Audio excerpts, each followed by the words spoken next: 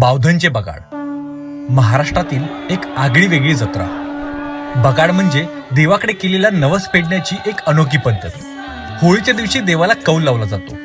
बगाडाच्या आदल्या दिवशी बगाड बांधण्यासाठी सर्व गावकरी मंदिराच्या बाहेर गर्दी करतात. बांधलेलं बगाड मंदिराच्या आवारातून बाहेर घेऊन जाईपर्यंत भैरवनाथ आणि जोगेश्वरी मातेची हळद आणि त्यांचा लग्न समारंभ पार पडतो. जसा चंद्रोदय होतो तशी नाथांची पालखी बाहेर काढली जाते आणि छबिन्याच्या कार्यक्रमाला सुरुवात होते. खरंच तो समारंभ अगदी डोळ्याचे पारणे फेडणारा असतो. सगळीकडे गुलालाची उधळण, आकाशात फटाक्यांची आतषबाजी, सनई चौघड्यांचे पारंपरिक वाद्य, हातात मशाली आणि ढोलांचा डाव. यामध्ये एंट्री होते ती त्या बगाड्याची.